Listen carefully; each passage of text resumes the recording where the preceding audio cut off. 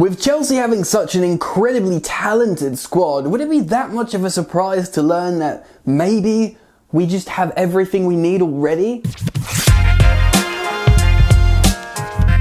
Hey, what's going on, sweet dear friends? Welcome back to Football Therapy with me, your host Jan. I hope you are all doing well today, my friends. Namaste, welcome in, get comfortable. Welcome to Chelsea News, the daily series nearly here on Football Therapy, where I go across the media, see what's being said about the Blues, consolidating it into one package, giving you my opinion, but more importantly asking for yours. Couple of things I want to discuss today: Real Madrid's potential injury crisis and what that could mean for the return leg against Chelsea in the Champions League. Another recurring theme has erupted to the surface regarding Kai Havertz. Is he the man to lead the line for Chelsea, and is he the potential solution going forwards and into next season and beyond? Lots to discuss. Do consider subscribing to this channel, Football Therapy, if you haven't done so already, because guys, many of you visit my channel, a lot of you every day, and you're not subscribed. So why not do me and you the favor that takes 1 second and click the subscribe button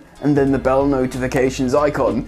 Thank you so much, my dear friends, and thank you for dropping a like if you like my content as well. Alright then, let's get into the beginning of today's video with the Real Madrid story. Right, Real Madrid are of course a massively talented team, squad, club. They have loads of elite top tier Galactico players. The names roll off the tongue, of course. I'm not going to go through the Real Madrid squad, but you know, just look at their squad, they're incredible. So my heart will never bleed for them when they have a few injuries. These Galactico style players have an ability to just turn up. So that's why loads of people are looking at the second leg in the Champions League like, well, Chelsea, look, they dominated that first game. They reduced Real Madrid to one shot. It was a moment of magic from Benzema. Chelsea should have scored more. They were away. They should have had more away goals. Do you know what I mean? And they evaluate that for the second leg with sensible Chelsea being able to see out the time.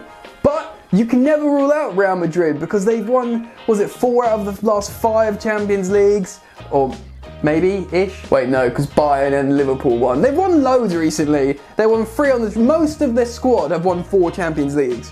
Most of the guys playing. That's all you really need to know. So essentially, you can never rule out these elite players. Anyway, they are suffering with a lot of injuries at the moment. I'm going to cite an article right now to give you a description of what they are currently enduring in terms of absentees. Let's have a look. Chelsea should be going into the second leg of their final with some confidence against Real Madrid, and they may even need to be considered as the favourites at this point.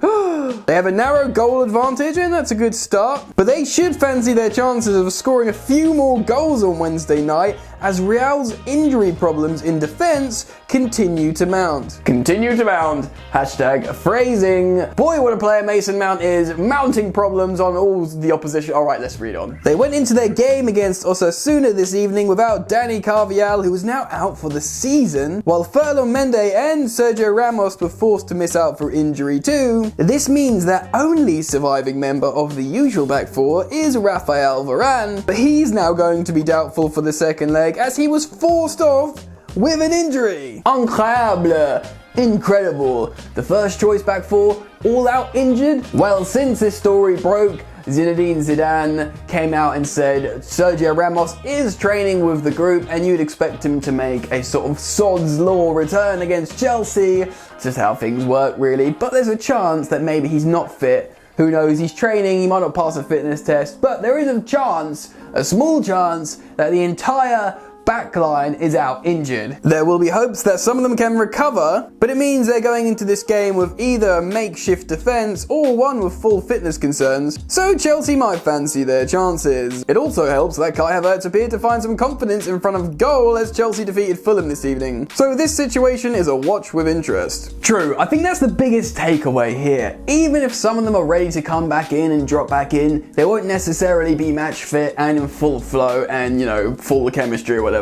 In theory, at least that's what one would assume, but I want to go back to the aforementioned fact of this is Real Madrid, they can be naff for ages, and in the Champions League just simply pull it out of the bag because that's what they do. They have pedigree in that competition. They're the most successful team in history in that competition, which makes you think, why would they be the leaders to destroy that competition and break up? I'm not going back to the Super League, I refuse to. Point being, something to ponder. Chelsea might be able to capitalise off a makeshift or unsettled or partially unfit Real Madrid defence. Alright, brothers and sisters, let's move on to the second part of today's video and talk about the aforementioned Kai Havertz as a striker. Yes, Chelsea confidently swept aside Fulham. Well, I say confidently, they did rely on some heroics from goalkeeper Edouard Mendy, who was scintillating in that game, but Chelsea ultimately, with a heavily rotated side, had a convincing win, multiple goals and a clean sheet. Good performances from Mason Mount and Kai Havertz, and even Timo Werner to a degree, getting a goal contribution as he's known to do throughout the season. The main headline and question to ponder here is, can Chelsea's record signing Kai Havertz be the solution for a centre forward, a striker, moving forwards?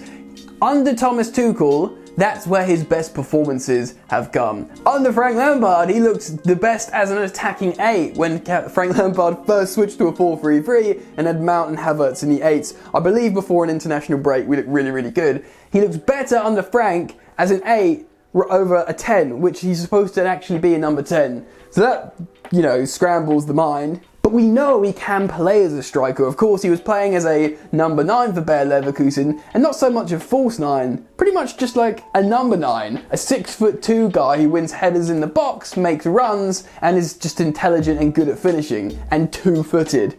A striker! But Chelsea weren't paying 72 million or whatever it is for a guy to play centre forwards. They were buying it for an attacking, creative midfielder who floats around the pitch elegantly, with arrogance, similarly like to Kaká, do you know what I mean? And he does do all that. So are you wasting some of his organic brilliance by playing him as a centre forward?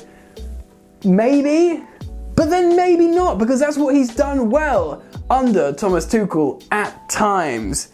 Kai Havertz, 3 best games for Chelsea off the top of my head. Now, excuse me if I'm incorrect, and correct me down in the comments if I am wrong, is Barnsley in the Cup, where of course he got a hat-trick and probably could have had more, good opportunity against lower league opposition. And I think he was playing very close to this striker, so nearly a striker, probably more number 10 back then, one of his better games in that position.